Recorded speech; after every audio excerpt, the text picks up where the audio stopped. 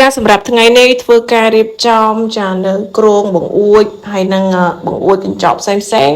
ចាដែលយើងធ្វើការដំឡើងព្រឹកមិញគឺរួចរាល់ហើយចំនួន11វងចាដែលភ្ញៀវគាត់ធ្វើការកម្មងកាត់ចាឲ្យខាងសិប្បកម្មយើងខ្ញុំដំឡើងជូនឥ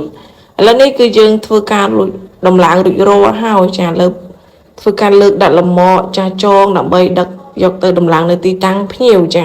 ហើយសម្រាប់បង្អួចកញ្ចក់បងប្អូនអាចទស្សនាមើលបាននេះសិតសឹងតែជា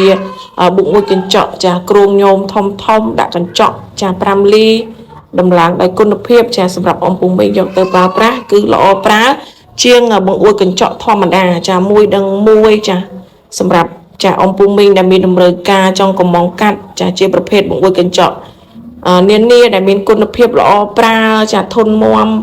ប្រើប្រាស់បានយូរឆ្នាំចាអាចតទៅមកខាងសិប្បកម្មរស្មីមេតាកាត់កញ្ចក់យើងខ្ញុំបានចាយើងខ្ញុំទទួលដំឡើងកាត់ជន់ដោយទំនុកចិត្តចានឹងគុណភាពចាជន់អំពូមីងពុកម៉ែបងប្អូនចាហើយឥឡូវនេះចាជាងក៏នៅបន្តរៀបលើកចាដាក់ក្រងចានៅលើលម្អចាដើម្បីថ្ងៃនេះយើងនឹងចេញដំណើរយកទៅដាក់ទីតាំងភ្ញៀវនិងដំឡើងចាដាក់នៅតាមបង្អួចនីមួយចាដែលភ្ញៀវ